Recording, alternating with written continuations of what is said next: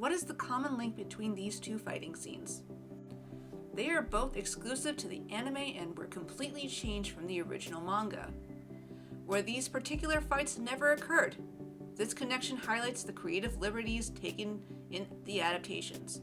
Sometimes the anime changes things for various reasons. An anime version can be considered canon to the source material, but may convey a different interpretation compared to the author's original intent. In layman's terms, the author's ideas may not be the studio's idea. Let's begin with the Sakura vs. Shin fight. In this fight, the anime drops us into the middle of a fast-paced confrontation between Sakura and Shin, with Shin holding a slight advantage. Fun fact, a part of this fight sequence is directly referenced from Captain America the Winter Soldier, particularly the Captain America vs. Bucky fight scene. We then cut to Sasuke and Sarada going into Shin's lair. We then cut back to Sakura being injured, but dodging multiple blades until Shin uses the blades in Sakura's arm to immobilize her, make her fall on top of the water. Then Shin creates a massive weapon to strike her, but is interrupted by Sasuke's Susanoo strike, and Sasuke strikes again, and Shin loses his leg. Everyone is out in the open. Sasuke goes to pull the blades out of Sakura's arm, then goes on to finish Shin off, but one of Shin's clones gets in front of his father to protect him, and Shin uses it as an opportunity to stab Sasuke. Shin is pleased with himself and begins monologuing. However, without speaking, Sakura and Sasuke come up with a plan to outsmart Shin. With Shin heavily injured, the rest of Team 7 and Chocho show up, and Shin tries to use his clones to distract Team 7, only for his clones to betray him and try to overwhelm Team 7. Then, as a last-ditch effort, Shin tries to use his mutated clone to kidnap Sakura, only for Sarada to destroy the mutated clone. Meanwhile, the manga is completely different. In the manga, we cut to Sakura and Shin fighting in the air.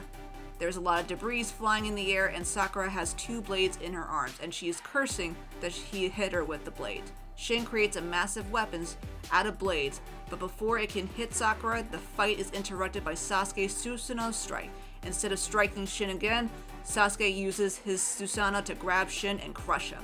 While Sasuke is crushing Shin, he brings Sakura into his Susanoo and takes the blades out.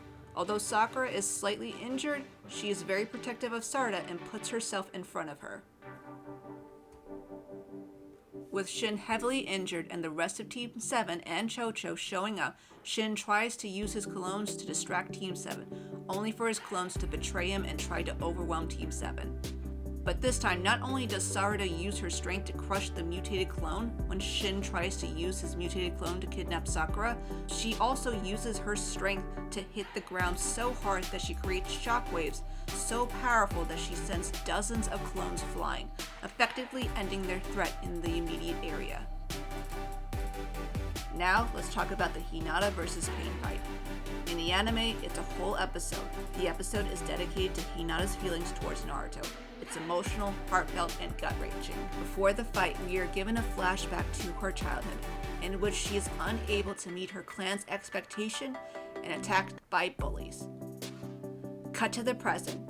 She sees that Naruto is in danger and jumps in to protect him. She confesses her feelings and begins to fight Pain. Before she attacks, she kicks a rod, and before she can break more rods, Pain blasts her away. Between the fights, we are seeing Hinata's flashback and how Naruto protected her. Between flashbacks and fight, we see how deep Hinata's love and resolve are to protect Naruto. Despite her being no match for Pain, her resolve pays off when Nagato coughs hazardly and gives her the opportunity to hit him. She then gets another opportunity to remove another rod before Pain blasts her away.